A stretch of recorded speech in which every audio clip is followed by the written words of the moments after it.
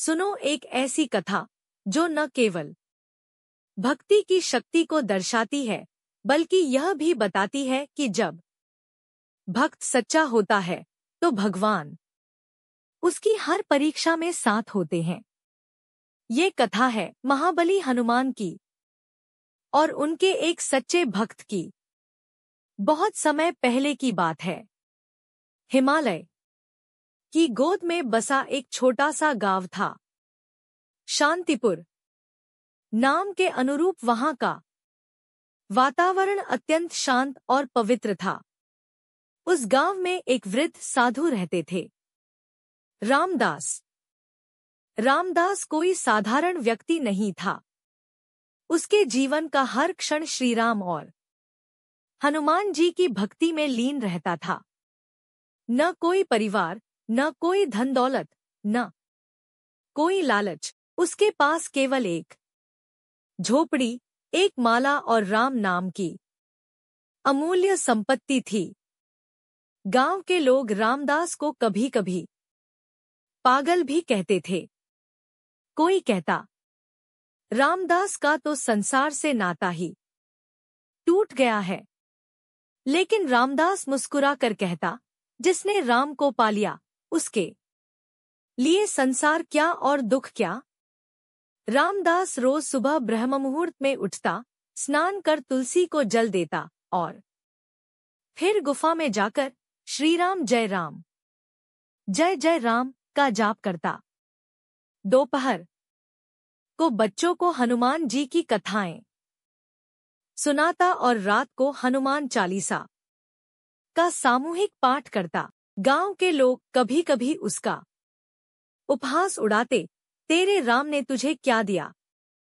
तू बूढ़ा हो गया, तुझे खाना नहीं, वस्त्र नहीं, और तू कहता है राम सब कुछ है। लेकिन रामदास मुस्कुराता और कहता, राम नहीं देंगे तो कौन देगा? जिसने जीवन दिया वह भूखा रखेगा क्या? एक दिन कैलाश पर भगवान शिव और श्री राम संवाद कर रहे थे। शिव बोले, प्रभु, आपने सच्चे भक्तों की बात की थी। मैं जानना चाहता हूँ, क्या आज के युग में भी कोई ऐसा है जो निष्काम भक्ति करता हो? श्री राम बोले, हाँ, शांतिपुर में एक भक्त है, रामदास। वह मेरे सबसे प्रिय भक्तों में से है। शिवजी ने मुस्कुराते हुए कहा, किंतु परीक्षा के बिना भक्ति की गहराई कैसे समझी जाए? तब श्रीराम ने हनुमान जी को बुलाया और कहा, पवन पुत्र, जाओ, अपने भक्त की परीक्षा लो। देखो वह कितना स्थिर है अपने भाव में। हनुमान जी ब्राह्मण के वेश में पृथ्वी पर आए और सीधे शांतिपुर पहुंचे। हनुमान जी ने भूख से व्याकुल होकर रामदास की झोपड़ी का द्वार खटखटाया। रामदास ने द्वार खोला, देखा एक थकाहारा ब्राह्मण खड़ा है। रामदास बोला, स्वागत है प्रभु। मेरे पास भोजन तो नहीं, पर राम नाम का प्रसाद है, स्वीकार करेंगे? ब्राह्मण ने कहा, भूख से जान निकल रही है और तुम राम नाम की बात करते हो? रामदास बोला, राम नाम ही तो जीवन का भोजन है। हनुमान जी मुस्कराए। पहली परीक्षा पूर्ण हुई। रात को तेज तूफान आया। आकाश में बिजली कड़की। झोपड़ी में आग लग गई। सारा सामान जल गया। गांव वाले तमाशा देखने आए। अब देख तेरे राम ने क्या किया। तू दिन रात जप करता था और ये देख परिणाम। रामदास ने धू-धू कर जलती झोपड़ी को डोट देखा, हाथ जोड़कर आकाश की ओर देखा और कहा, प्रभु, आप चाहते हो कि मैं खुले आकाश के नीचे जपूं? ठीक है, आपकी इच्छा में भी आनंद है। हनुमान जी छिपकर ये सब देख रहे थे। उनकी आंखें नम हो गईं। लेकिन अभी परीक्षा पूरी नहीं हुई थी। अब रामदास को तेज बुखार हो गया। शरीर में कंपी थी। भूख प्यास से दुर्बल हो गया था। गांव वालों ने मुंह मोड़ लिया। 3 दिन तक कोई पूछने भी नहीं आया। लेकिन रामदास कांपते हुए भी हाथ में माला लेकर जाप करता रहा, श्री राम जय जय राम। हे नाथ, ये भी तेरी इच्छा है।